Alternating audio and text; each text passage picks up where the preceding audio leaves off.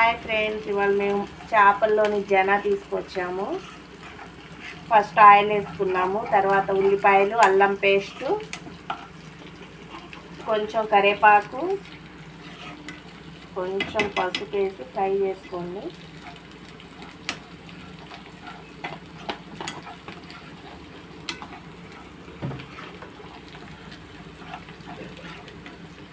ఈలోపు మనం చేపల కర్రీ అయిందో లేదో చూద్దాం.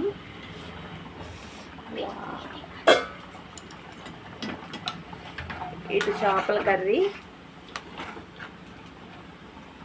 చేపల కూర, చేపల పులుసు,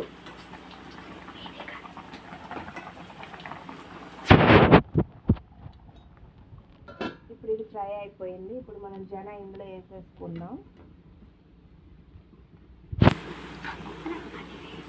ఇవి నెమ్మదిగా వేసుకోవాలండి, లేకపోతే పగిలిపోతాయి.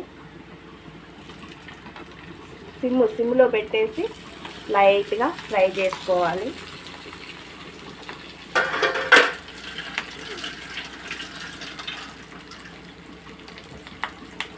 మనం చేపలు కొనేటప్పుడు ఇవి ఒక్కొక్కసారి వస్తాయి, జన అంటారు. అవి తీసుకొచ్చి ఇట్లా మెల్లగా అక్కడక్కడ కొంచెం పగలు కొట్టుకుంటూ బ్రేక్ చేసుకుంటూ ఇట్లా.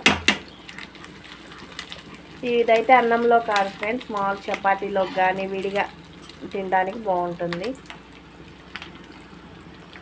ఇలా లైట్గా ఫ్రై అవనియండి. ఒకవైపు తిప్పాక మళ్ళీ ఇంకోవైపు తిప్పుకుందాం.